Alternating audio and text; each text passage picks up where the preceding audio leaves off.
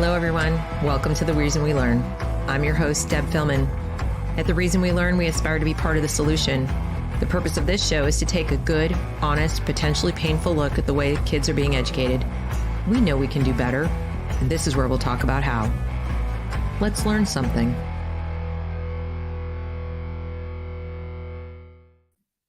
All right, let's try that again, shall we? That's unfortunate. I'm very sorry that occurred.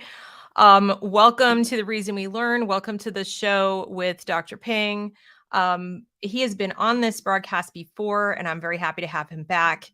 If you aren't familiar with Dr. Ping, let me tell you a quick bit about him because his new book is coming out. He grew up during China's Cultural Revolution. His father was imprisoned. His family was kicked out of their apartment during the Big Purge after Mao used the Red Guards to overthrow the government under, and I'm going to say this wrong, Liu Shaoqi or Shaoqi. I'm going to say it wrong. He experienced poverty and witnessed mass starvation and public execution. I shouldn't be smiling. In elementary school, he and his classmates were brainwashed by political officers to criticize their teachers, parents, and classmates. And like hundreds of millions of Chinese people, he was traumatized by the Red Terror. Now, before I bring him on, I would like to ask you please to consider liking and sharing this broadcast. I'm going to have to share the new link out to make sure everybody can get here because unfortunately the other broadcast was suspended. There was something checked on loop and it shouldn't have been checked, and it is now unchecked, so we're good. So what we're going to talk about today is Dr. Ping's new book, which is entitled, let me get the title of it so I get it right. It is, he's got a new book out called the same name as the broadcast, right? A Spectre is Haunting America. And these are tales from survivors. So hi, Adam. Thank you for joining us. Again, sorry about the bad intro before. So let's welcome Dr. Ping. Hi, Dr. Ping. Sorry about that. Hi, Debbie. Yeah, it's nice to be on your show. I'm so happy that you're back, and I'm really happy that you have your new book out. I've read a large portion of it now that I have a copy, and I think it's kind of a must for anyone who wants a primer on the thinkers who've brought us to this point in what we are calling woke education, but also the part that explains how even the Chinese were influenced by the same idea. Mao was influenced by the same ideas, and that what you're seeing is very reminiscent of what you experienced, and to a greater extent, your older siblings experienced and your parents experienced in Mao's China.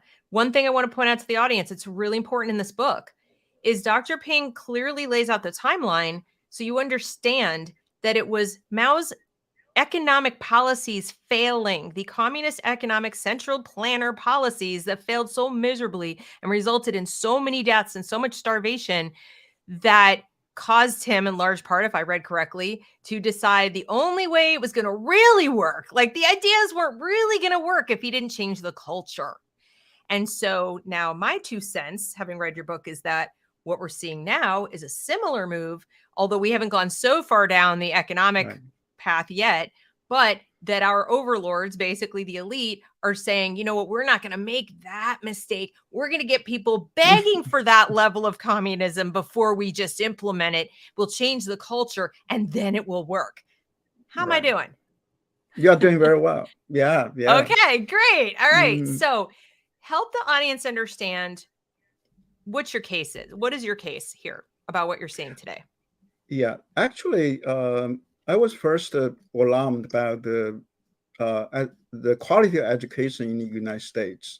As you know, I write my first book is actually about education, how bad our public education is, and to some extent the private education, because we pretty much use the same model. Now, I was teaching at the Christian college prep school, so I can say things from inside. Now, if my school was bad, I mean, you can imagine how bad the other, especially public school, are. And so I was from that angle. It's only about 2 years ago I heard about this diversity, equity, and inclusion officers, and that kind of, that's how I can start to say, so what's going on here? Why do we need people like that? I mean, if you look what happened in education, our education, like Indiana, just for the state, our the we have something called iLearn, and later on, before that, iSTEP. It's basically a state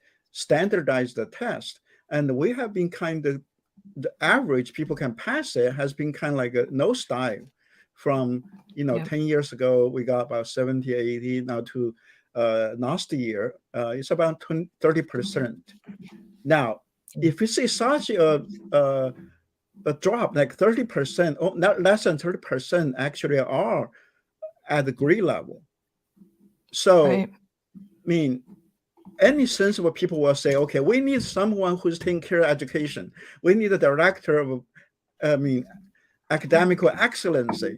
But no, we don't need that. We need someone who is doing like equity, inclusion, and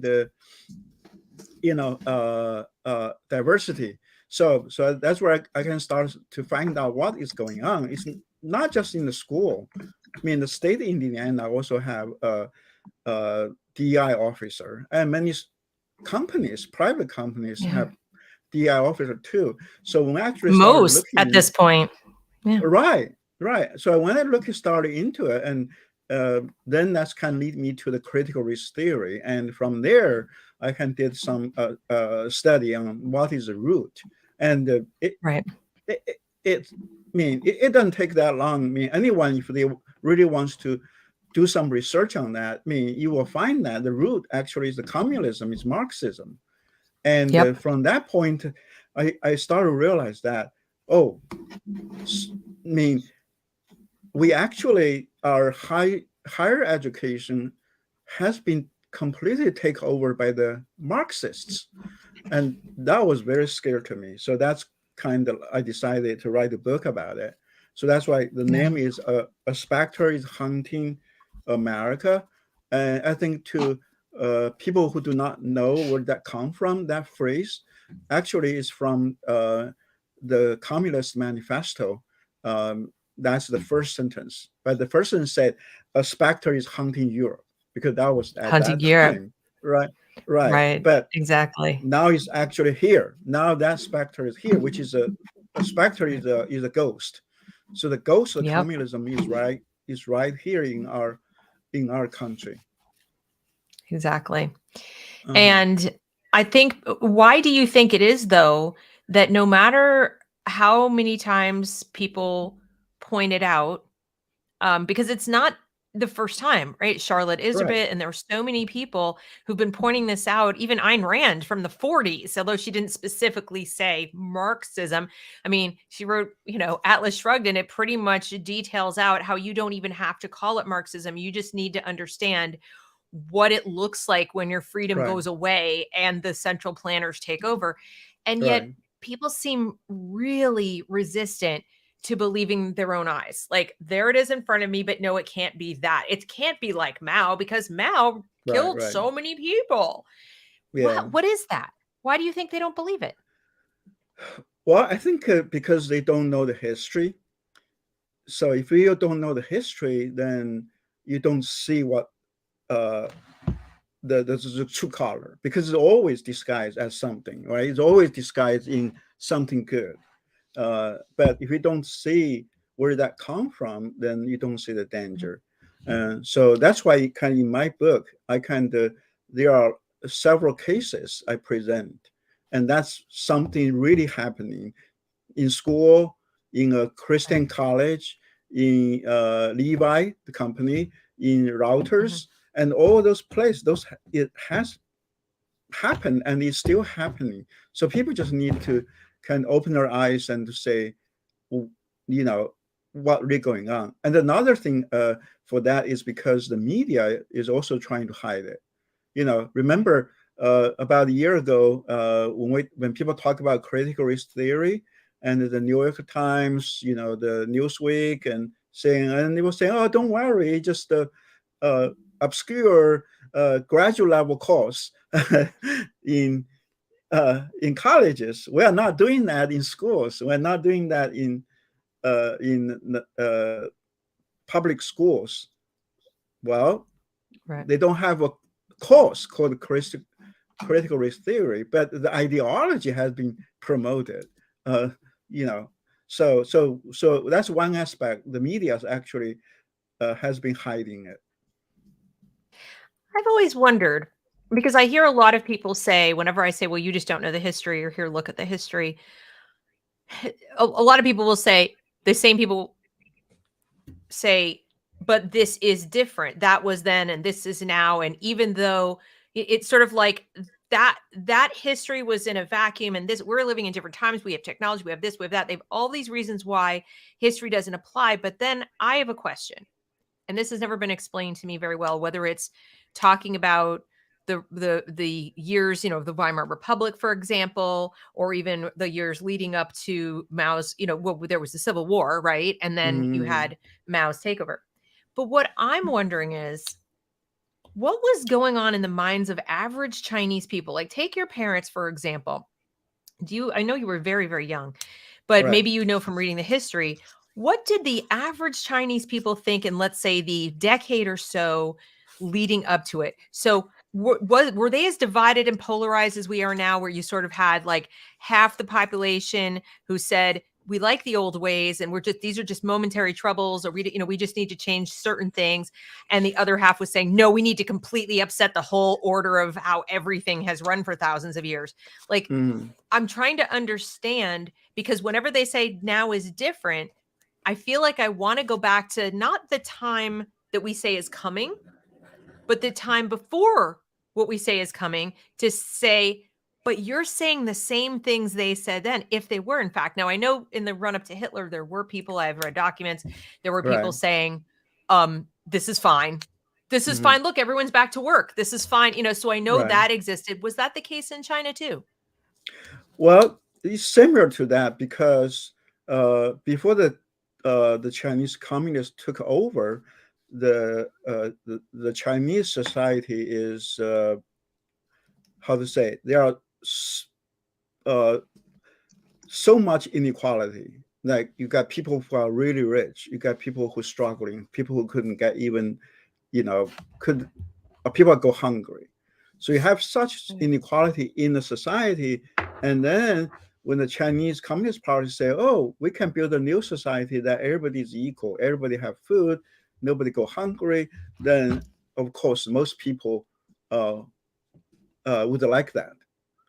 But they did not realize that that's just a promise. It didn't happen, or never happened, even though that promise has given to people over and over. Well, it seems like true in the first few years, right? Now, so when you have a centralized government, the centralized government can redistribute wealth. That's because there is right. They show up with the guns and take it. Right. That's because there was a wealth to be distributed, right? So for the first few years, everything looks fine, but eventually you run out of money, right? And what? And that's where you see famines and starvations, but it become that. It's kind of like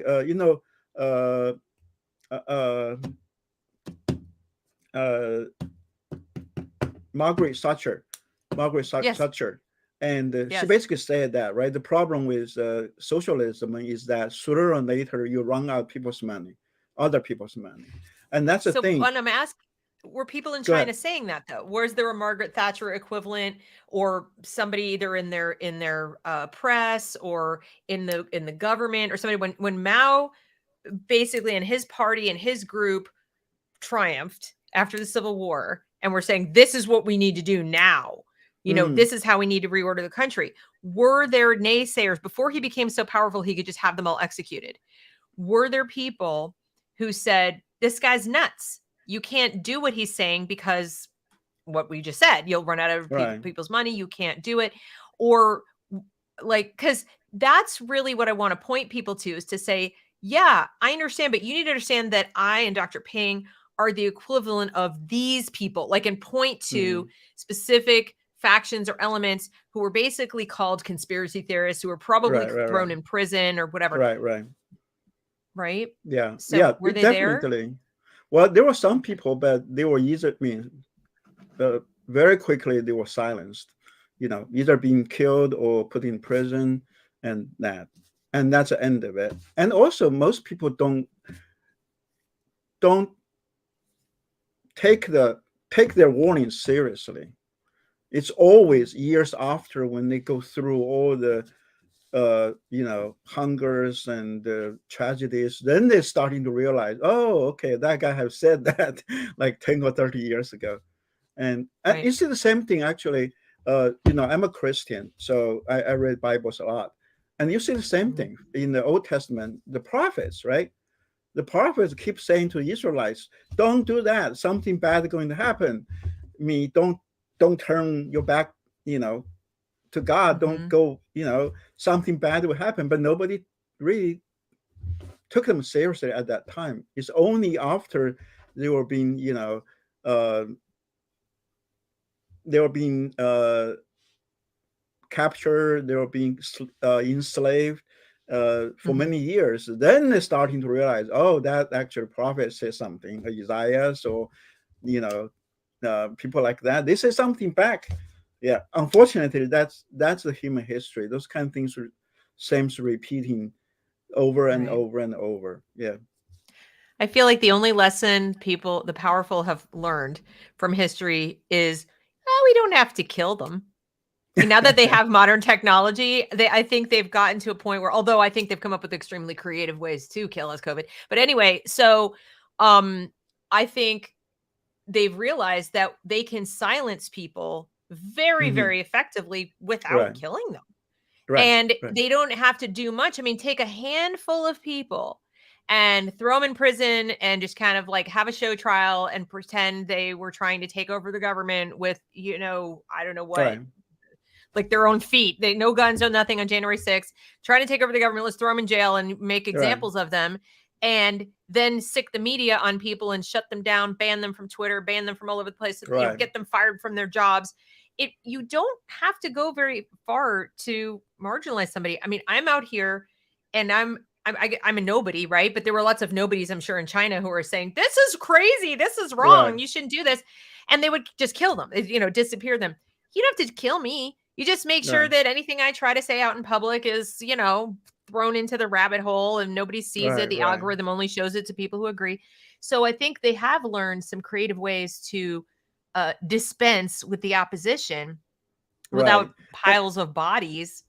right. What actually really really kind of uh, alarmed me, it was when Donald Trump, when he was still the president, his Twitter account got suspended, and half of the country is okay with it. That's right. That's kind of scary, right? If you can silence him, then you can silence anyone, and Right. that's what happened to us if we say something which they don't like. Right. Like during the COVID, like I sent one post on Facebook. I said I'm not going to call this COVID. I'm not going to call this virus COVID. I'm going to call that Wuhan virus because that's where it comes from. And just a few minutes, my post got deleted. Yep. That's Facebook. Mhm. I didn't even say anything controversial. I didn't say even something, crazy. It just like point out some truth. Then they can do that to you. So the That's Facebook right. can silence you, Twitter can silence you, and you know. But I think what scares me is that at least half the people of this country are okay with it. Yes. I mean, it's just Yes. And like that's why I was asking about China, like, were they okay with it also? Was it one of those things that could happen the way it happened because there were enough people on Mao's side to start with? right. Well, in China, basically, they can just totally uh, we call that evaporate. You totally just disappear. I mean, you couldn't search the the person's name. You couldn't find anything from that person. It just totally clean. It doesn't matter, you know, uh, how high you are or what you are. Mhm. Recently what happened in the conference, the 20th conference of Communist Party in China, right? And Mhm. the previous party chief who was escorted me from the meeting. Okay. And pretty soon, even his name got wiped out. You couldn't type his name to find anything about it. Wow. That's the Yeah, kind of it thing just like can't. Saddam used to do. He had that Uh-huh. big famous meeting where he called everybody in and then he marched a bunch of people outside and they were never seen again. Right. So I'm wondering, do you have an opinion on how much influence China is wielding over what's going on in the United States today? Do you see their fingerprints on the woke stuff in our schools or in this movement, whether it's in terms of Yeah. funding or any of that? Right. I have not seen that yet.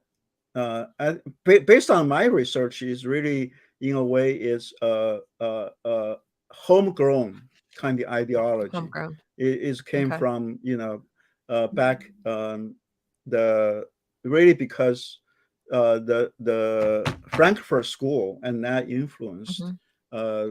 Yep. the intellectuals, and eventually that turned into critical race theory. So I haven't seen anything like any fundings from the Chinese government side. Nothing. I haven't seen that. Haven't seen that yet.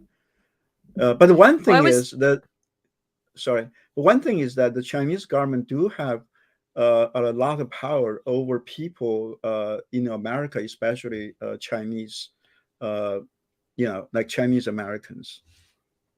Yeah, yeah, they can do yeah. something bad to you if they don't like you. Right, or if you have a loved one who's still there, or who goes back and forth for work or something like that, they can probably exert a lot of influence. But what I find interesting is that China right now appears to be very keen on keeping many of the woke ideas out of there to the point where they're having, Disney and different other people like censor Mm. anything negative against China, but also anything that is perfectly okay here in terms of sexual stuff, whatever. Oh, Their right, right, kids right. don't have the same TikTok our kids have. They're perfectly Right. fine to develop TikTok that has algorithms that feed our kids down rabbit Yeah. holes of depression, but not their children.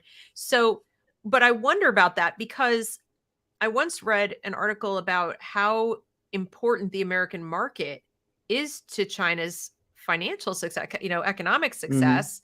Mm-hmm. um, and of course, we already know how important now it's kind of turning that the Chinese market is very important to many of our largest corporations. So they're bending the knee quite a bit to get Right. access to those billion people.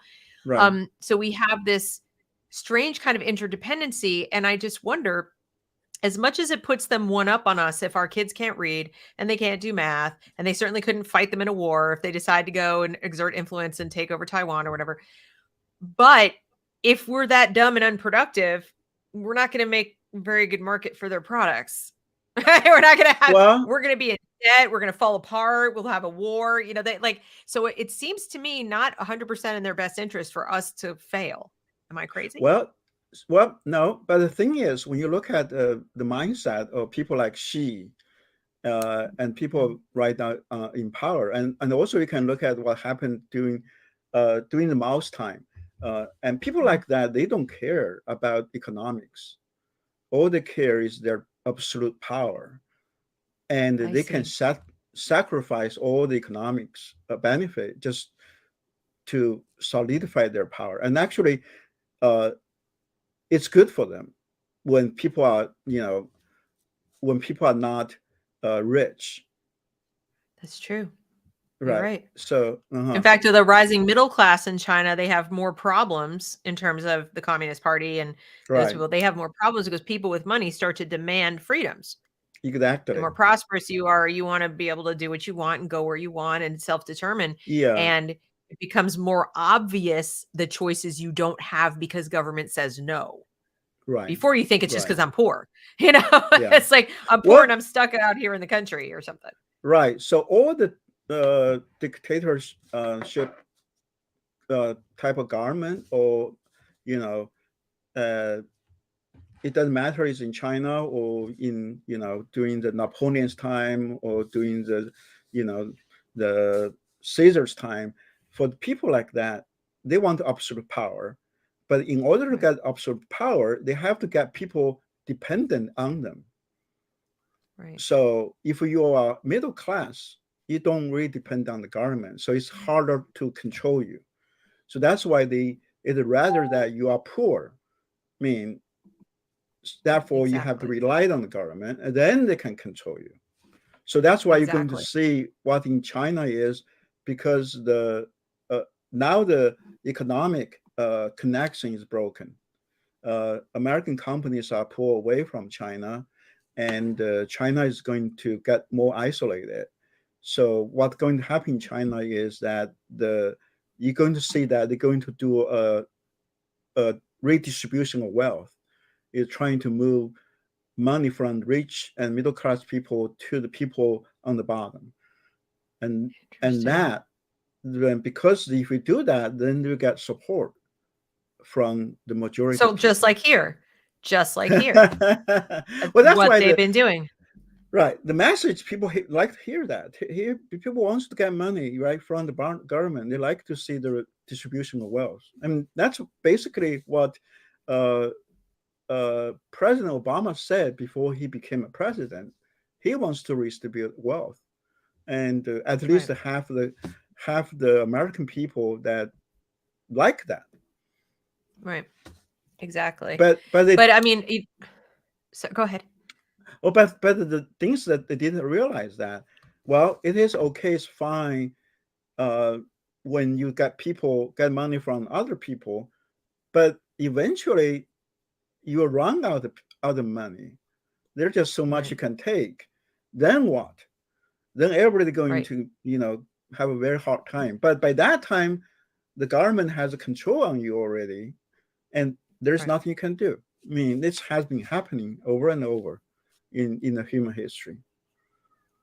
Now, a lot of people look at China right now and they want to almost imagine that the Cultural Revolution and Mao and all of that, the Great Leap Forward and the $100 million people Yeah, dead, this didn't happen. Like we're not talking about that at all. And you'll hear a lot of, even American talking heads and influencers talking up China and right. saying that we should take a page out of their book. And I mentioned to you before we started, you've got somebody like a Jeffrey Sachs Right, who was in Athens this past week at a right. democracy conference, and he was saying some pretty nice things about China, which really blew me away because he you know it seems like everything he says out of his mouth is that uh is that America's horrible, and Mm-hmm. that China's great.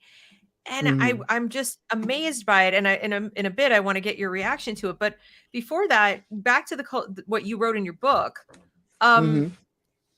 One thing that has always puzzled me is that Marxism is a fairly Western European set of ideas, originally a Western Right. European philosophy. I do know that Mao was educated in the West, right?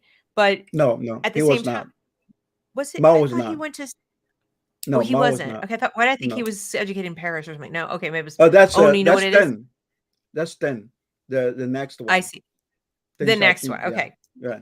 got it. Okay, but it's still a weird thing for him to get all excited about because he comes from a completely different culture. He Mm-hmm. comes from a duty culture, comes from a culture that's very much built around the family, the Confucian culture. And it just strikes me as very strange how quickly he was able to persuade people to adopt what's essentially a Western European set of ideas. Everything from translating the Mm-hmm. bourgeoisie into the Chinese elite and Right. so forth. How do you think he pulled that off? Is it just a matter of people being envious of people who had things and they didn't? Well, if you look at what happened in the first 10 years of the communist rule, so that 10 years basically is wealth redistribution. So they took from the rich people, uh, then they gave that to the poor people. So, for example, they took land from rich farmers and gave to the poor farmers, and I see. so and also a lot of people get killed, and their property get uh, taken away, and then some of that give to the people. So the party was very popular during that Mm-hmm. time, and because Mm-hmm. most people get something, and maybe 10%, well, just 10%, right? People just Right. write them off.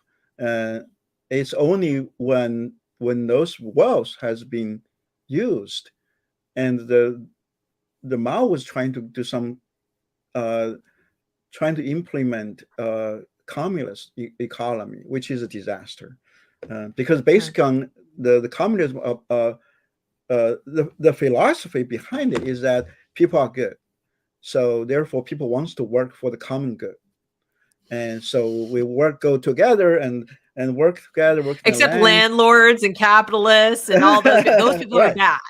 So So people are basically good and will definitely work to support everybody else, except those right, guys. right. So this gets off, but people are sinful anyway. Doesn't matter what kind of people. So so that's what happened during those like a great leap forward. They made people Right. into communes, and people actually work for the commune, and so a lot of people just don't want to work because now you lost incentive. I Right. mean, even though as good as we want to think we are still the strongest motivation for us to get up to work is that I get the money. I Right. I can have a nice car or get nice house. If I'm going to work for the common good, then everybody got the same thing. What is my Right. motivation?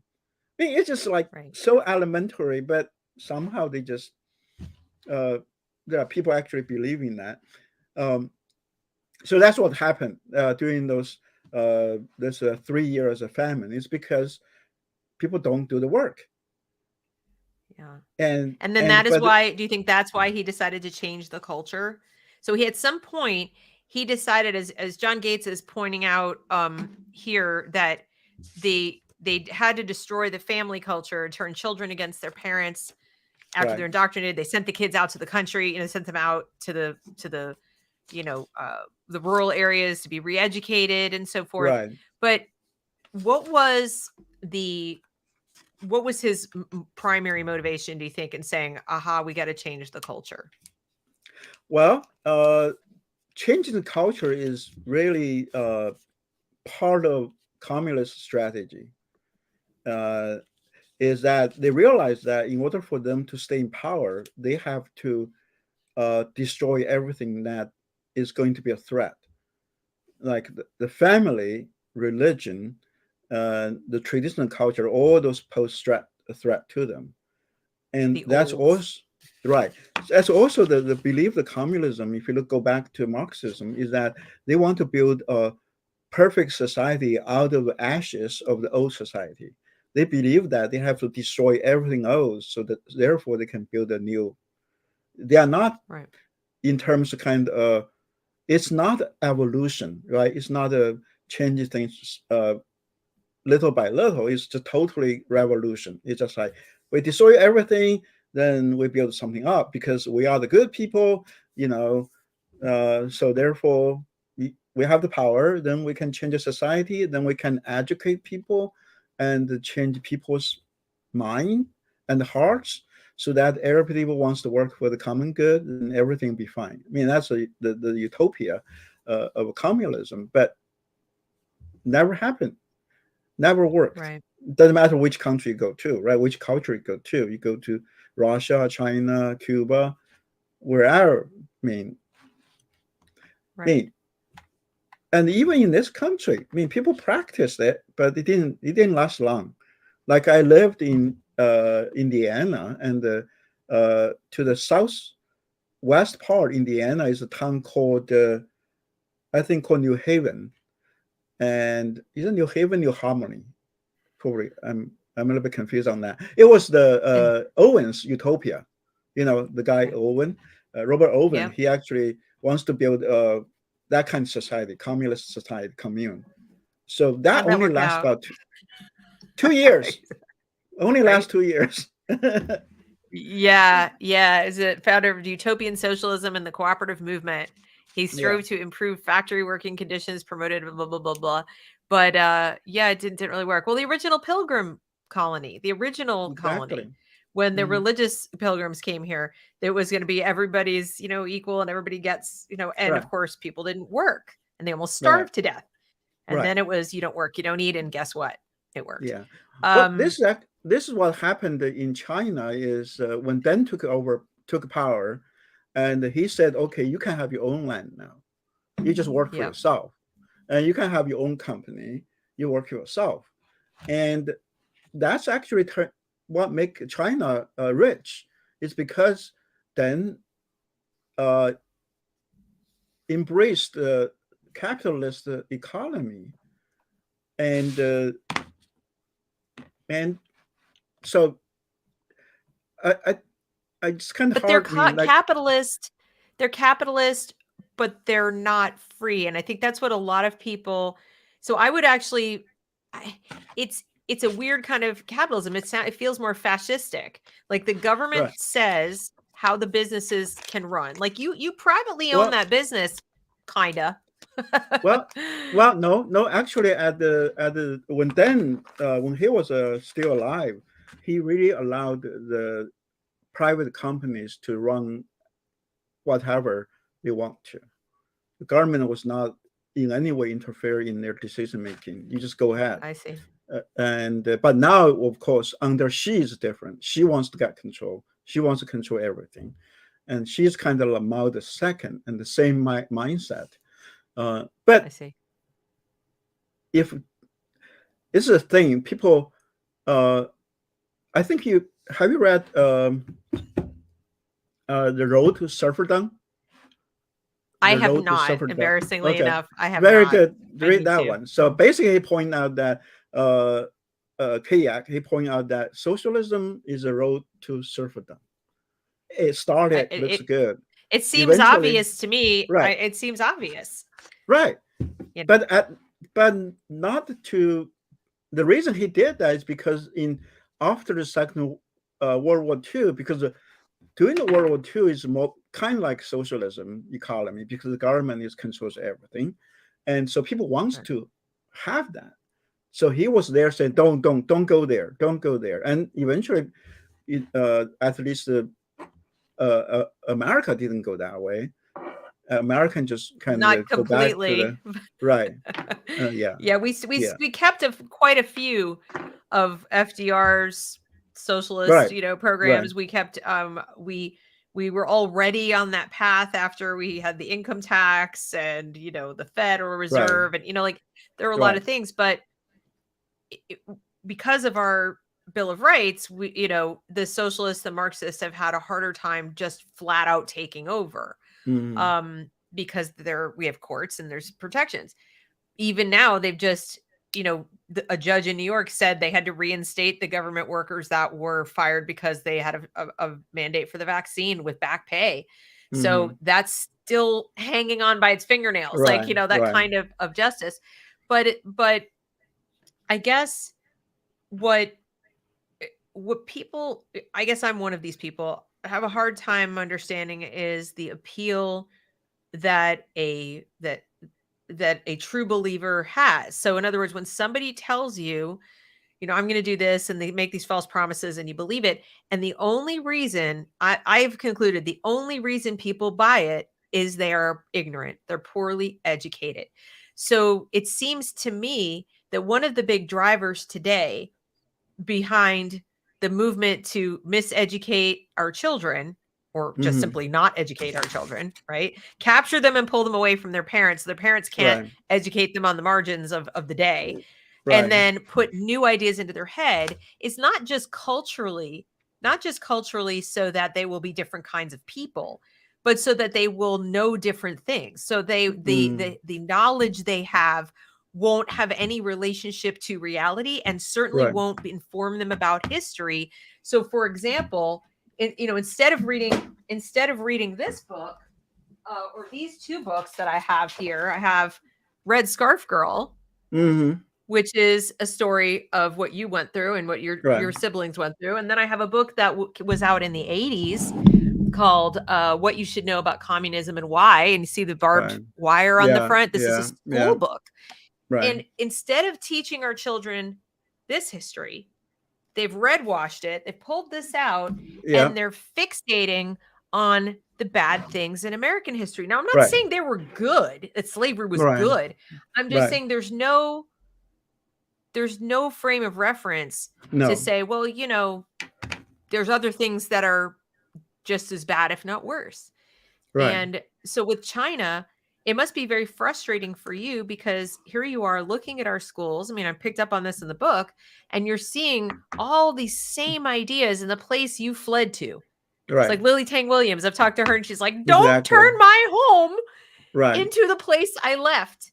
Right. So it must be very frustrating. Do people listen to you more than they listen to, for example, somebody like me? When you start speaking to people one-on-one, do they take you seriously, or they tell you you're crazy, you're a crackpot, whatever?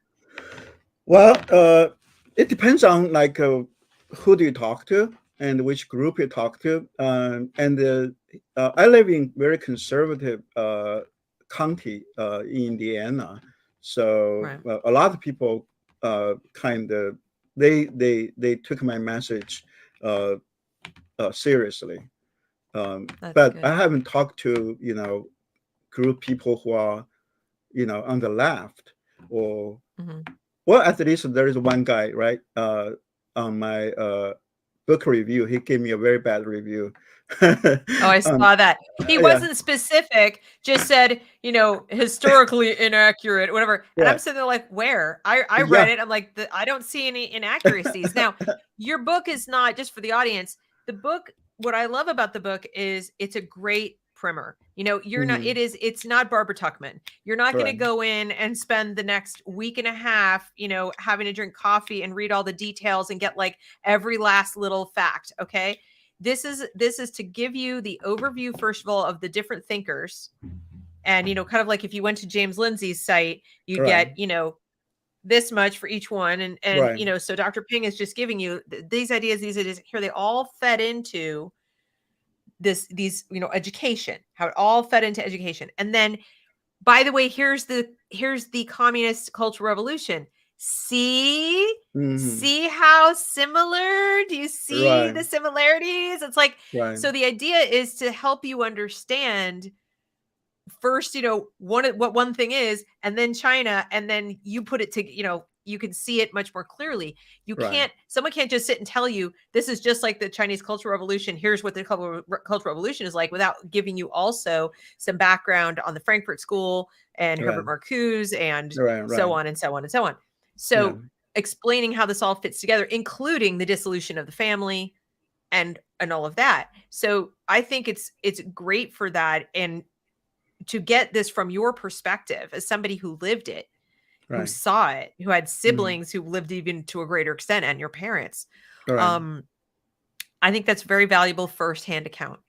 And it'd be like reading the accounts of people who lived through the time of Hitler and Mhm. survived and so on. And what good is saying we have to learn from history so we don't repeat it if we don't actually go and read it, Right. and actually look at it and teach it. So that's at least my take on the book, and why I think it's a great addition to this conversation. Most people I meet, especially if they're under a certain age, they've never even heard of the Cultural Revolution. Right. They've Well. never heard of Mao. Right. Yeah. Well, this is something uh, which shows how bad our education is. People don't know the history, or even if Right. they study history, they only just say one side of it, so they don't That's see right. the true history. So therefore, they don't know what's going to happen next, and so it's easy for them to be, persuaded by sound bites or something sounds nice. Like Right. socialism definitely sounds nice, right? Sure. Yeah. Uh, I mean, If you don't think about it at all. well, and also I think in a way, especially you are young, you don't know enough, right? Yeah. You don't know people that well, and you don't know yourself that well either. So you can think, oh, okay, someone go hungry. Oh, that's too bad. We just give them food, and why don't we each everybody have enough food to eat? I mean, of course, there's rich people, right? They they can feed 1,000 or 1,000,000, or someone like Elon Musk, like billionaires, like how many people they can fit. I mean, you can basically uh, wipe out hunger or even the global hunger, just get take money from one Elon time Musk and for a give it day. exactly For a day. exactly. And then what are you going to do? It actually is Right. relatively easy. I think this is why they don't teach it to kids, because it's so easy, in my opinion, with young children to persuade them that socialism is bad. And that's why they won't ever touch it. And the proof of it was, I thought, shown very nicely in the show Parks and Recreation. There's a character in Parks and Recreation who is, God, his name escapes me, but he's sitting in his office and he's very libertarian. Okay. He's like the one guy who works in this government office. And he pretty much wants his own job to go away, but he does the job. And they're doing a school trip. And I guess it's like middle school kids. Okay. And one of the middle school kids finds her way into his office, and she's got her lunch. And she's doing a paper on, why government is good. She wants to do a thing on why government is good. And he says, "Oh, really?" And he sits there and he takes her lunch and he says, "Okay, I'm government and this is your lunch." And he takes out her sandwich and he like eats half of it and puts it back. And it starts like doing it. It's like, "Oh, wait, I forgot. There's some more. You had this, I have more taxes, whatever." And he puts it back. He said, "Now I'm going to need some of this over here." And then she's like, "Why did you do that?" And he explains it, but in very simple terms. It's, "Well, I'm government and you're the taxpayer, and that's your lunch is your taxes." And so she goes home and she writes a paper, and her whole paper is, "It's not."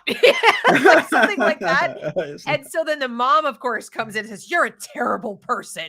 Like the mom is furious that but it only took one lesson with the lunch bag to prove to this kid that, like, this is not right. It's like, okay, so I'm going to take half your stuff and that I just because I can. Well, this is a thing, like it is very hard to to have someone take money from a person, right? Yeah. But it's totally different when that money when the government took the money and then you take the money from the government. I mean, this is what's happening right now for the student loan forgiveness, right? I mean, government they don't have money. The money has to come from someone, but somehow because there is indirect, people feel okay with it, and even people feel like that's the right thing to do. How dare you? I mean, you're a bad person, not give money to the give money for the poor or give money for whatever. They don't realize that. They don't realize that the government. Well, remember, our America is funded on the political philosophy that the government or any government is a necessary evil, right? That's the common sense. Right. It says it right in the documents. It's like right there that we need to rein in government, that these documents are to limit government. They don't give us permissions. They don't give us rights or like anything like that. And people get it so backwards.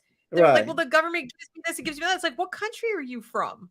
Right. I mean, that's not America. Right. And that's why America is still going strong after, this many years.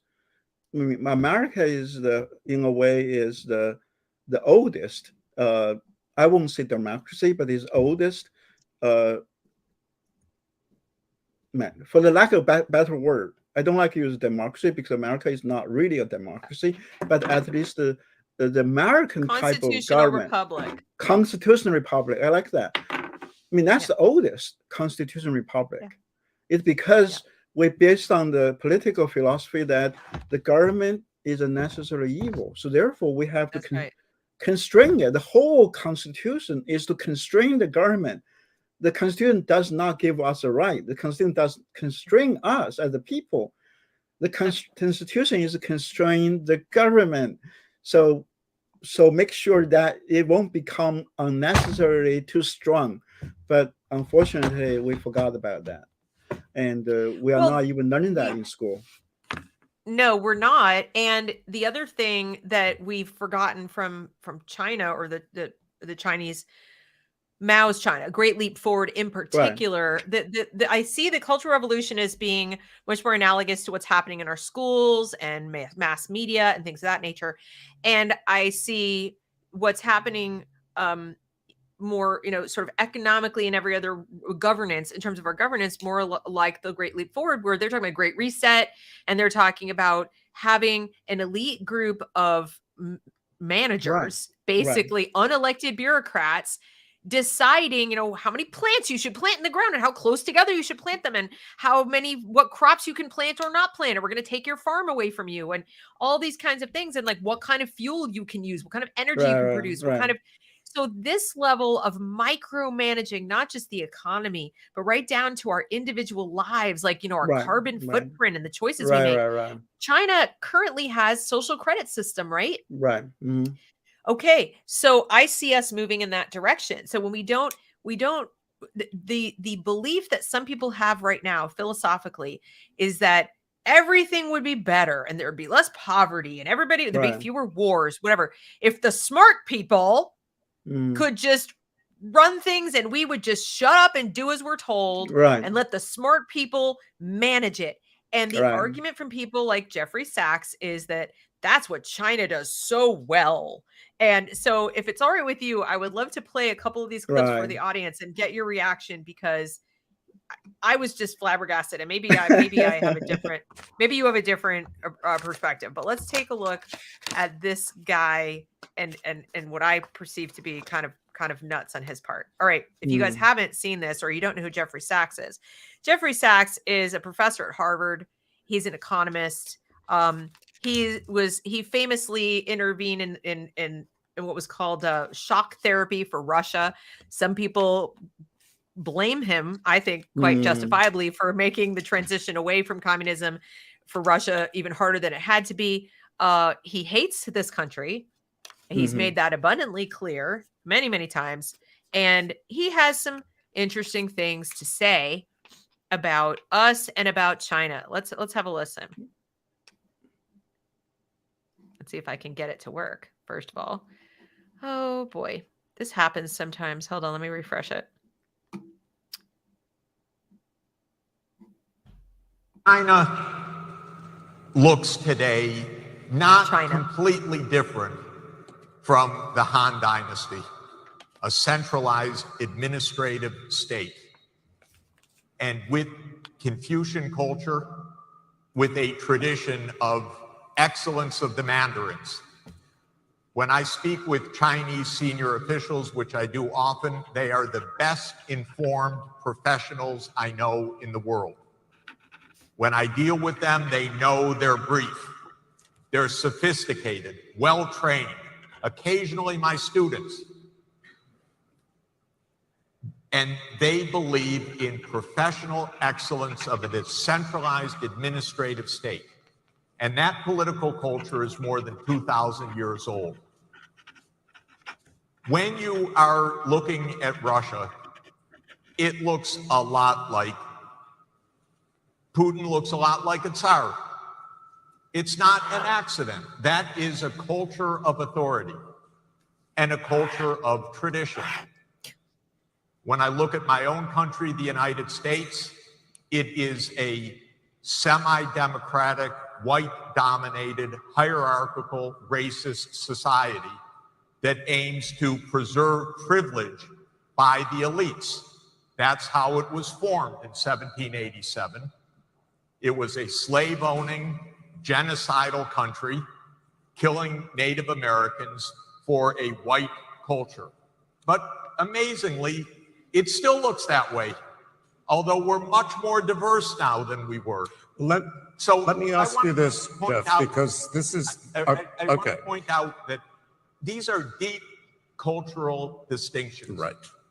But we shouldn't just simplify because we say democracy and these are, yes, it's important. What's important is actually, these are, yes, it's important. What's important is actually the detail. So he thinks very highly of China, as you can hear. This thousands of years of this managerial state, Yeah. and it's just they're so brilliant and so wonderful, and Right. what do you think about that? Well, one thing is for sure, he had no clue about Chinese culture. And I mean, Chinese do have thousands of years of history. So most of the time, the officials, they are very corrupt and also because they don't work for people, right? They just work for the one on the top. And so therefore, as long as it can make people on the top happy, they are good. And he's actually looking at something like a ideal, the Confucius ideal, but that was just ideal. That was never been a reality. I mean, maybe happened once a while in the Chinese economy. There's good people there, but 90% of the time, it's just a corrupted system. I mean, people there are, you know, impotent and sometimes stupid because they have the connections. I mean, they can get job or they can be some important positions because they have personal connections. It's just like what happened in China right now, right? The new leadership of the Communist Party. Those people are just go there not because they are capable, it's because they are, you know, they are she's people, they have that personal relationship. So I don't know. I mean, this guy, I wonder, have he actually run any company besides being a professor? It's easy to be a professor, and if you get wrong, nothing happens. But if you are actually working, something, if you got wrong, imagine him saying these things. Imagine if he were Chinese. If he were Chinese sitting in Greece and he said the identical things. China, imagine if he said, except my country is racist and genocidal. Look what we're doing to the Uyghurs. And, it's this and it's that. How long would he be alive? Like, how would we ever see him again? Would we ever hear from him again? Or would we, be spared his opinions? Well, if he's a Chinese and a Chinese scholar, and that'll be the end of him, Yeah, that'd be the end of him. He wouldn't say that. And this is another good point. John says he thinks highly of Chinese businessmen, but they don't have a single imaginative thought among them. All they can do is steal intellectual property. They're infamous. They're infamous for stealing. Right. But wait, there's one more. I think there's one more where he said, whoops, I went too far. Sorry. He talks about how the biggest this kills me. The single biggest mistake of President Biden is to say the great struggle of the world is between democracies and autocracies.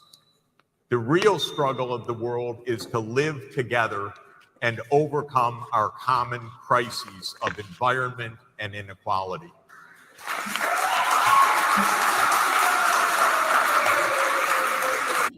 Let's just stop there for a moment and talk about what is China doing with the environment?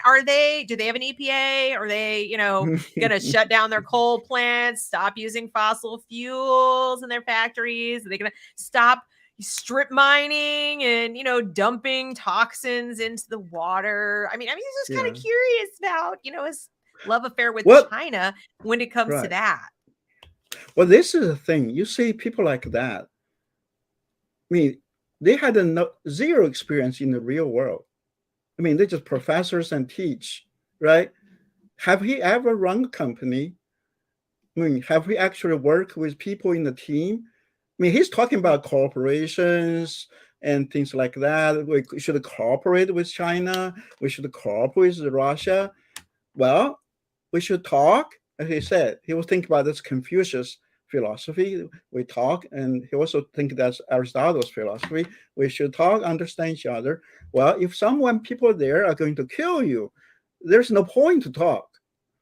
I mean, that's what are you talking about? How you'd like to die? It's like, well, imagine him if he actually on the street of New York, and if he got robbed, is he going to talk to the people? The people who's going to rob him? It's just Exactly. crazy. And then this person says, last but not least, he destroys the myth that democracies are more peaceful. That's a myth? That's a myth? Listen to this. And one more point I want to make about democracy, because we're in a democracy forum where we treat democracy as the good. The most violent country in the world in the 19th century, by far, was perhaps the most democratic or second most democratic, and that was Britain. I'm sorry, Britain in the 19th century had a monarch and a monarchy that actually wielded power. Yes, they had a parliament, but I mean, this notion that it was democratic in the 19th century in Britain is completely insane. I mean, was it more democratic than, say, I don't know, the Congo? Probably. But I mean, to compare that to today, to act like 20th century democracies or 21st century democracy looks like democracy in Britain when they literally had an empire. I'm pretty sure those people didn't vote. I'm pretty sure the average doughboy was not voting.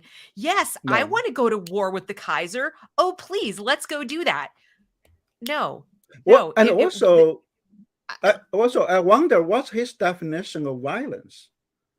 I mean, why he say Britain was the most violent country? You know, maybe you think, okay, they are empire expanding, they were, you know, killing the natives. Okay, I mean, that's bad.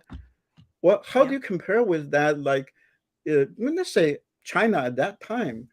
I mean, many people got killed too, right? China history is not that peaceful. I mean, there are many wars. You know, many times. You know, civil wars broke out, or maybe one group of people are trying to dominate another group of people, right?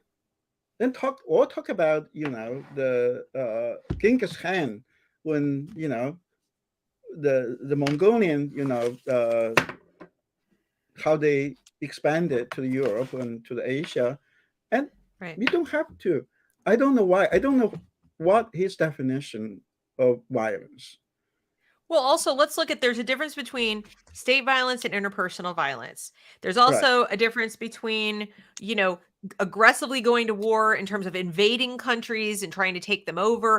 You know, to blame Britain when the German Kaiser, well, that was in the early part of the 20th century, but still, like, it's just ridiculous to me, because I really don't even think it's about democracy or the style of governance. I think it's about freedom. Because democracies can be very unfree. I mean, you get the mob rule, and the mob is voting, you know, like 51% of the people vote that the other 49% should be enslaved. That could be a democracy. They voted. It's a democracy. But, you know, that we were a democracy and we had literal slavery. Okay. So the fact that you have a democracy, nobody ever said that democracy all by itself made you more peaceful. What makes a country peaceful is having a democratic process for choosing your rulers that protects minorities, which means you have a constitution, which means you have rights that are codified and protected, and you have a system for doing that. There's a lot more moving parts to what makes you peaceful. And then as far as interpersonal violence, my goodness, you could go all the way back to the Magna Carta and say that they reduced interpersonal violence by having a system of law that said if you have a dispute, you don't get just to take a club and hit somebody over the head or get your little warlords together and beat them up. You come and you get it adjudicated. There's laws. So it's almost like I'm listening to someone with a Ph.D. who has no idea how the world works. It's bizarre. For somebody so smart and Harvard educated, I feel like he's like retarded. Well, it's also amazing. He has been like advisors, you know, to the Secretary General of UN, and advisors to many other people, right? To, I don't know. He talked about he was advisor to Yaoqin. Maybe I said, I don't know if I pronounced that right. You know, being the former Soviet leader, Yeltsin. God, who was it? The guy. Yeltsin, Yeah. yeah. He was an advisor. Who, I mean, what were they thinking to have him as an advisor? Exactly. I mean, maybe he Exactly. has books and he has theories and all that. Well, that's not reality. And he also said in the same video, he was talking about, okay, well, how do we say? I mean, you cannot say which system is right. You know, China is their system. We have this system. We just cannot say we're better than them or better than this. Well, Exactly. how many Chinese escaped China come to the United States? And exactly. how many Americans If it's so go awesome, to why did they leave? There is a difference. You shouldn't have left, Dr. Ping. You should stay there, and then you'd have Right. his respect as being Right. part of this amazing society with this, you know. And I don't mean to dog on, you know, Chinese people, okay, obviously, but you know, it is galling to me as an American how quickly some of our own people, some of our own citizens will throw the country completely under the bus. Like we're Right. just awful, racist, Right. elitist, white supremacists. And then think about how many immigrants are here who just got here, you know, who've built a life here, who escaped Right. horrible torture. And in fact, the same people will say we have to have open immigration because they're fleeing, you know, just certain doom. But we're the Right. worst place on earth. Like, well, we should lock the door. Right. Why would we let them in? These poor people. You don't want them going Right. from the frying pan into the fire, into this horrible white supremacist country. Oh my goodness. Tell them they're making a giant mistake and they should go to China instead. Right. Yeah. That's what I want to say to Jeffrey Sachs. I know I'm just a lowly, non-Harvard educated mom, but I listen to somebody like him and I think to myself, if these are the smart people, we're in trouble. Right. Like, Well, unfortunately, this is a common not in China. It's I think has something to do with our education system. You have those professors there that are teaching people, but they never actually work in the real world. They never know what happened. Yeah. Well, I mean, you remember what's his keep forgetting the name. Anyway, it's a African American economist. Kendi? And You hear Rick? no, older one. It's a good one. Thomas Sowell. Thomas Sowell, yeah. So he used to believe he used to believe in communism when he was young. Yeah, he was a socialist. And then he went to work in the government. And socialist communist, and then they ask you that exactly. Said, why do you change your mind? He said, because I worked for the government. He actually got into the real world. He worked not just in the academic. I mean, I'm scared of people who stay in academia. I mean, think about what the damage they've done to us, right? Karl Marx, right? You have people like that. I mean, their ideas. I mean, they started in the schools, in the colleges, and then the college students, those young people who are really don't know much, and they get indoctrinated, and then that caused damage. And that's what happened, you know, in Nazi Hitler. I mean, Nazi Germany. It means it's in the university campuses, the college students, and then what happened in the Cultural Revolution? It was the college students. They started the whole thing. Because they are young, they haven't been working in the real world, so they take into those kind of ideologies, and you know, they do not know. Something sounds right, sounds good, but could be just in the theory, in the paper. But we have to check them out in reality, right? Yeah. Like early on, you mentioned the pilgrims, when they came to America, they tried that. They tried, oh, we are all Christians, we love God, we should work for the common good, the community. So let's work on the field, let's just do your work, and we work together. Even that didn't work, right? They almost had a starvation because of that. And then they just said, okay, now you have a piece of land. Now you have a piece of land. Then everybody is working. Exactly.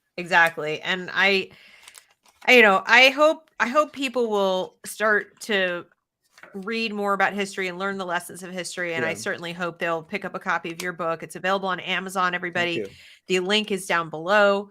As I said, it is, it's not a long read, so it won't take you long to get through, and you're going to get a good understanding. So you'll be able to speak to other people about how what is happening today really is very reminiscent of this cultural revolution, especially in education. And Yeah. that's really what, that's what this channel is devoted to. And that's why Dr. Ping came to talk to me, is that he's very Right. concerned that we are taking our children and we are going to make them into, and I've seen it, they already are, the red guard of the 21st century. Right. And that's Yeah. really scary. And it not just because of what will happen to those of us who are older, if they come after us, so to speak, but what will happen to them. It's not, you can find out from Lily Tang Williams what it's like that if you were one of these people briefly, Right. and then to look back and regret and sorrow and realize what you did, and that you were like almost like a member of a cult. Right. And I truly believe that that's what we're doing to our children. I think you agree, right? That we're kind of brain twisting, we're like brainwashing them. Right. And also, like, I think my purpose of the book is basically just say, okay, look, something bad is happening. Go take a look. Yeah, I'm not. Yeah, just go look. I mean, I'm not saying, okay, you have to believe what I'm saying. I just say, this is what I see. Just go take a look. Is that happening in your kids' school? Is it happening in your company? Is it happening people around you? And is that happening to your children or your grandchildren when they go to colleges? Exactly. I mean, so, yeah. Just go look. Put more effort into finding out who is actually raising your children and what messages are they giving them. And if the message is solidly Marxist, then don't be surprised when your kid turns you in someday when they make a law saying that your speech is violence. Right. So, or just don't be surprised they make such a law because your kid votes. Right. Well, yeah. So, I mean, this is really happening in this country, is that you send your kids to school and they are being indoctrinated into hating you. Into, That's right. That is, I guess, only this happened in a cultural revolution in China. I don't see anywhere definitely in what happened in Russia and all that. But as far as Americans, in our history of our country, this is the first time that our kids are being educated or indoctrinated into hating this country and hating their culture and hating their parents just because they were white, or they are or they are not buy into what they think, because like Asians, we are still we are not exempted. Our kids has been taught to hate our culture and our work ethics. That's right. Because we are, you're white adjacent, Dr. Ping. Yes, we are all adjacent. Yeah. You're white adjacent. Right. Yes. Exactly. How dare you be successful, right? Right. I'm watching them try to explain why the test scores, the NAEP test scores for Asian American students, were the only ones to go up during the pandemic. And I could have told you that because who are my students? I tutor privately. Who do you think my students are? I wonder what their ethnic background is. Every single solitary one of them is Chinese American. Every one. And they were born here. So they're not all immigrant, their parents were born in China, but they're first generation American in public and private school. And all of my tutoring students are Chinese. I jokingly say I'm on like the tiger mom calling tree because because they were like, oh, the schools are closed. I've got to make sure my child is getting, all kinds of help. And so they're passing my name and passing my name and passing my name. And that's the only reason I've had students. The American parents weren't hiring tutors. And I mean, people say, well, we couldn't afford it. These are not rich people. The Chinese Americans who hire me are not rich people. I promise you. They just put education above everything else. Yeah, there is one thing about Chinese American, and also there is a common common thing about people from Asia, from other countries, is that we learn that by our experience we cannot trust the government. and we don't want government, you know, we don't want, we have the responsibility to educate our kids. We just cannot say, okay, go to school and that's the end of it. We have to say, okay, have you actually learned something today? Now, if you haven't learned anything, then I have to do something about it, right? I have to send them. So this is the part in a way, it's hard for us, Asian Americans, is that you talk about tutoring. I mean, we are willing to sacrifice, like, don't go out to eat, right? I mean, if you don't go out to eat, you can hire a good tutor. That's right. It's just like that simple.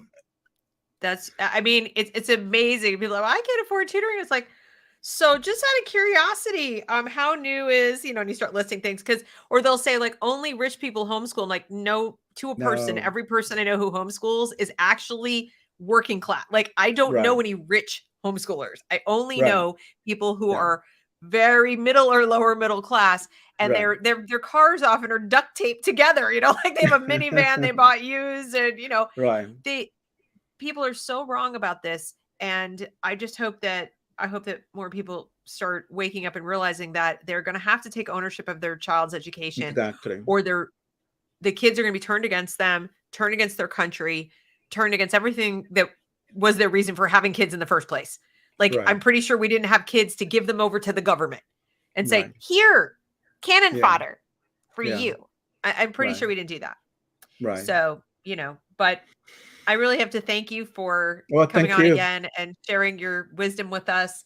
Everybody, please check out the book. He has 2 books, actually. There's another one that he wrote prior to that about our children not being prepared, because they're not.